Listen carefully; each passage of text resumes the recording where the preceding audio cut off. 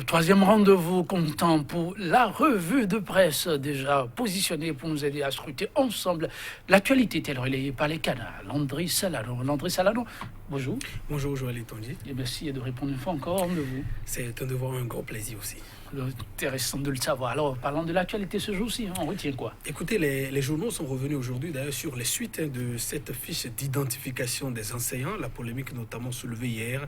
Les autorités au niveau de l'enseignement primaire donc dû réagir. Visiblement, des sanctions seraient donc en cours déjà tombées.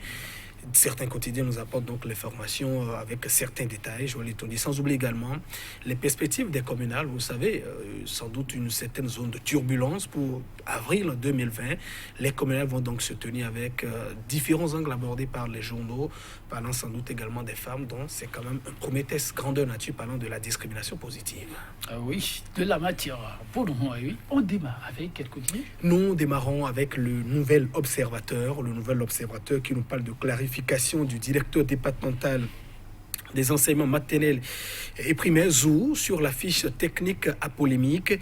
Le flou persiste toujours, nous dit donc le quotidien aujourd'hui, qui a consacré évidemment un dossier sur le sujet.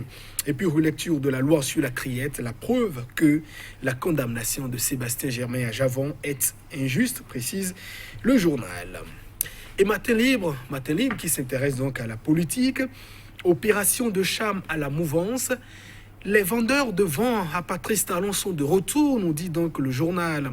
Et puis revenons sur le sujet abordé par le Nouvel Observateur.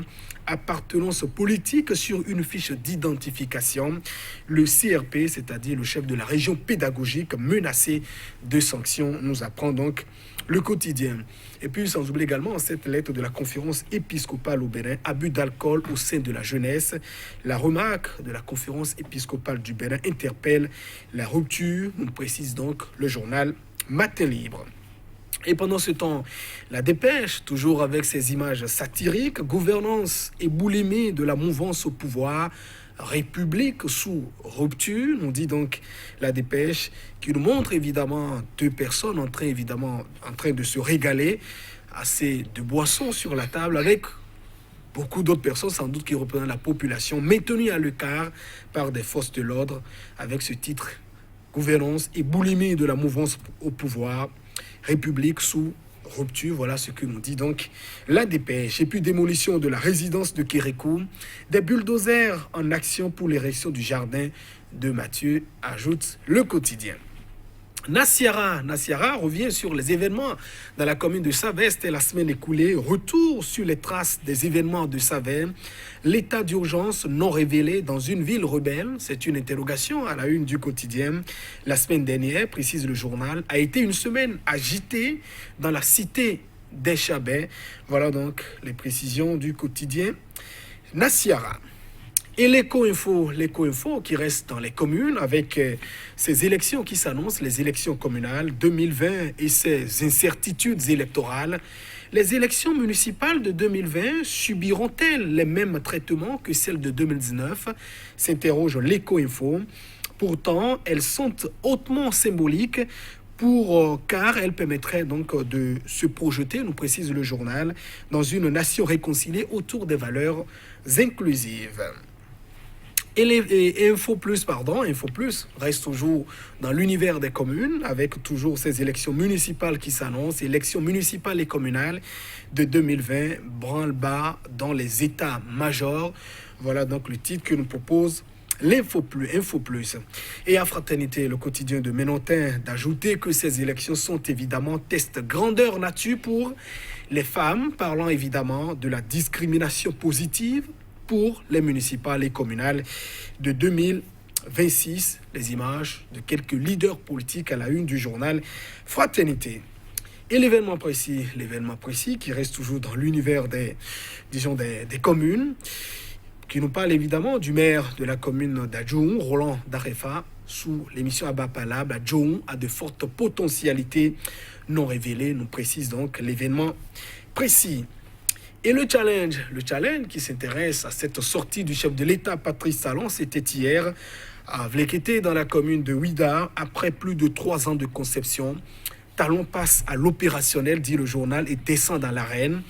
L'homme du peuple se révèle Voilà donc ce que dit le challenge ce mercredi. Et le matinal qui nous parle de ce vestige qui disparaît. L'ancienne résidence du président Mathieu Kérékou est en démolition, précise le journal. Un projet nouveau apparaît. Il s'agit des jardins de Mathieu, qui sera bientôt une réalité, ajoute le matinal. Voilà donc, Joël Gitonji, les précisions qu'on avait donc à apporter à nos téléspectateurs, notamment ces informations que nous avons donc pu glaner ce mercredi.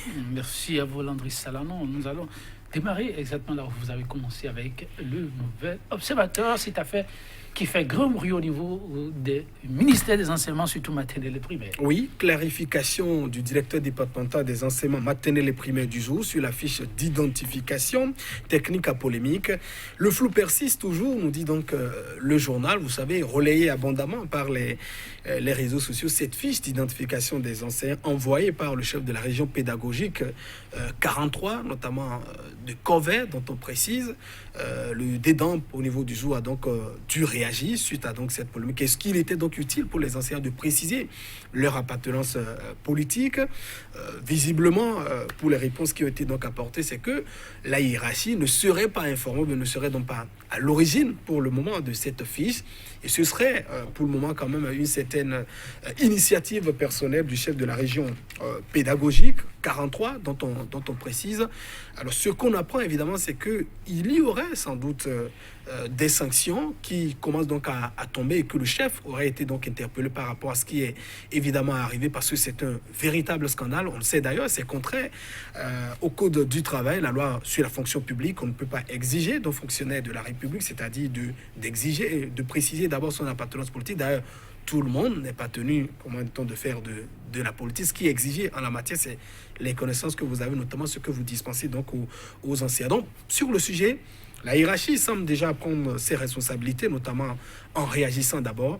Une enquête aurait été donc ouverte pour voir un peu les suites, comment dit-on, de cette affaire. On a aussi appris que le chef de la région pédagogique ou le directeur départemental a donc demandé de retourner aux enseignants, notamment de retourner ces fiches vierges ou remplies en tout cas, qui auraient été donc envoyées dans ces différents établissements.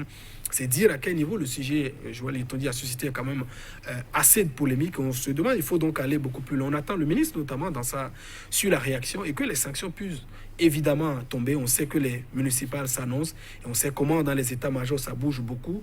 Il faut pouvoir séparer politique et éducation, notamment, Joël Itondi. Impérativement, oui, séparer politique et éducation. On va passer à l'éco-info. Oui, l'éco-info qui reste dans les communes, notamment dans les perspectives de 2020 et les incertitudes électorales. Les élections municipales de 2020 subiront-elles, voilà, j'y arrive, les mêmes traitements que celles de 2019? Grosse interrogation. 2019 quand même, qui a été une élection exclusive, notamment de ces législatives en République du Bénin, que deux partis soutenant les actions du chef de l'État qui ont donc le droit de pouvoir prendre part à ces élections. Or, les communales, contrairement à ce que beaucoup pensent, c'est quand même une élection très cruciale. C'est donc à la base, et c'est à la base, notamment dans les communes, que beaucoup de choses se passent. On voit notamment que juste pour un petit poste de conseiller, combien de fois les gens se chamaillent, comment on défend, notamment on cherche donc à sécuriser ces votes. Ces élections sont d'ailleurs plus importantes parce que les populations ont directement le contact avec les élus qui sont donc à la base. Alors, il faudrait tout faire pour que les élus qui sortiront donc de ces élections soient évidemment ceux pour qui les populations ont donc voté. Et d'ailleurs, ça ne passe pas facilement comme au niveau national où c'est donc les circonscriptions. Donc, le journal s'interroge d'ailleurs à juste titre. On sait qu'évidemment, à l'heure actuelle, outre ces deux partis, la FCBE ont désormais le récépissé, mais ce n'est donc pas totalement la panacée. Vous savez, il y a toujours les questions de quitus fiscal qui se posent après. Et la grosse interrogation pour 2020, c'est que c'est l'antichambre de 2021, c'est-à-dire c'est la période de présélection des candidats, parce que c'est l'élection qui permettra d'avoir quand même le parrainage. Ça vous permettra de savoir est-ce que j'ai, disons, le nombre de communes nécessaires, les candidats, en tout cas les prétendants pour 2020, est-ce qu'ils ont le nombre de maires, de communes nécessaires pour pouvoir prétendre à être donc candidat. Donc c'est une élection cruciale. L'exclusion se fera, ou bien l'enterrement se fera quand même à partir de 2022 quand même. C'est une phase très importante qu'il faudrait donc traverser avec minutie, et je crois qu'il faut inviter les gouvernants à dire, voilà, pas bis repetita, on l'a déjà fait pour 2019, nous avons vu les conséquences de comment c'est arrivé, même si pour tout ce qui se met actuellement en place, c'est qu'on tend déjà vers encore des exclusions. Pour les élections communales, je crois que ça bouge beaucoup dans les communes et ce n'est pas ce que nous souhaitons d'ailleurs. Il faut de la compétition, il faut des élections exclusives, d'ailleurs ouvertes à tout le monde pour savoir ceux qui gagnent. Si vous gagnez donc dans l'honnêteté, vous y prenez pas. Et si vous perdez également, il faut donc avoir le courage de dire nous perdons. Ça a été d'ailleurs la culture du Bénin depuis 1990, Joël Yetonji. Et je crois évidemment que le quotidien ce matin a bien raison de s'interroger. Merci à vous, Landry Salana. On nous apprend que le temps est complètement parti. On va devoir s'en arrêter là, quitte à revenir, pourquoi pas, sur le jardin de Mathieu. Chers téléspectateurs, à très bientôt.